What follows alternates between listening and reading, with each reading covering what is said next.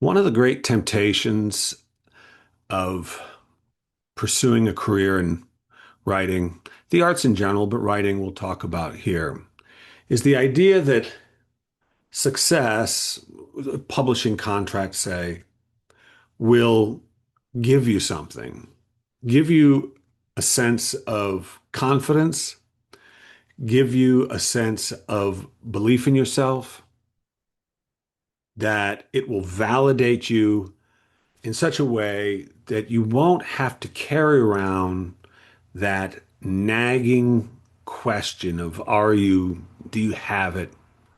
Are you good enough? When used to go to writing conferences when I was still looking for an agent, still hadn't published anything. I couldn't help but feel that there was a difference between the haves and have-nots. In other words, there were the people who'd been published, who were established, and then there were the rest of us.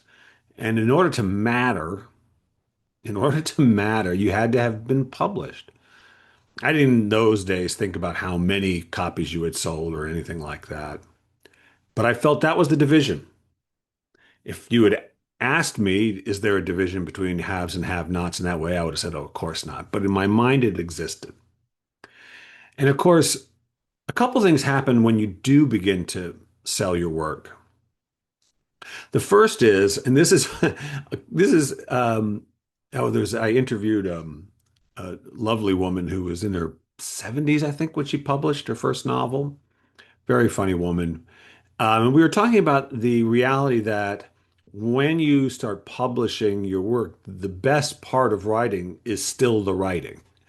And that seems, kind of hard to believe, but it is true. I mean, the publishing is nice, but the writing remains the good part. And I think that that is the clue into where your confidence comes from and where your sense of knowing that you no longer have to ask the question, am I enough? Am I good enough?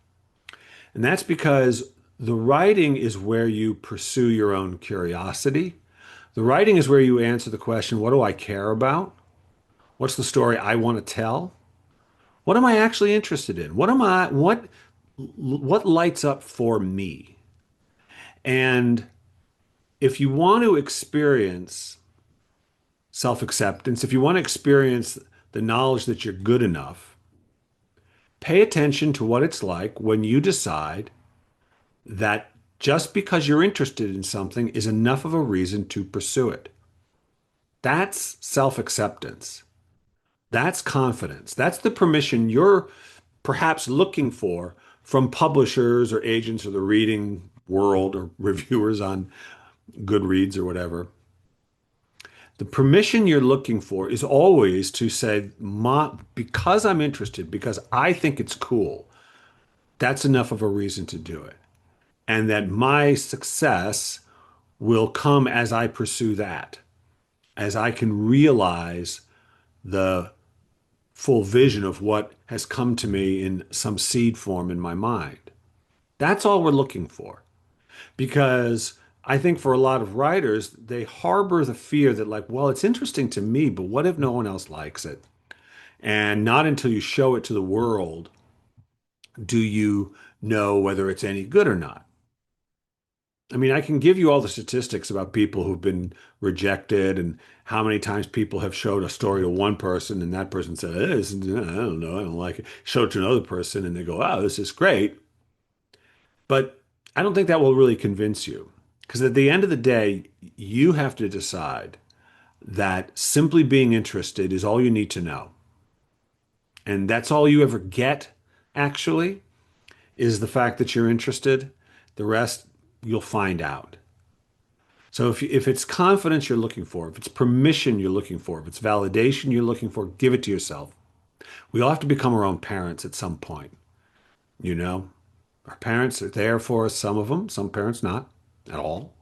Some of us have parents who, good job, I believe in you. Some people don't have parents who say, good job, I believe you. Either way, at some point, you got to say to yourself, good job, I believe in you. It's got to come from you. Because even if somebody says, I believe in you, you can always think, you're crazy. You don't know what you're believing in a pipe dream. It's one thing to be told you're great. But you got to believe it. And the belief in it comes from you. It does. It always has been. And I'll tell you, as you share your stories with people, whatever kind of stories they are, that confidence that you put into that story that that allows you to tell it the way it wants to be told, the way you want to tell it, in a way that satisfies you. As you put that in there and you share your story, whatever kind of story it is, and readers find it and are moved by it, although they may not be able to articulate it on some level, that story is giving them permission to validate themselves. Again, they may not know why or how, but somewhere in there is the knowledge, hey, you were interested in this story because you were interested, and that was enough of a reason to read it. Hmm. And that was enough of and that was the same motivation that allowed the writer to write it. That's where you and I think the reader really meet. Yeah, it's true. Hey, thanks for tuning in as always. And if you don't want to miss a dose, hit subscribe. And if you like it, say so. I do love to hear from you. Share it.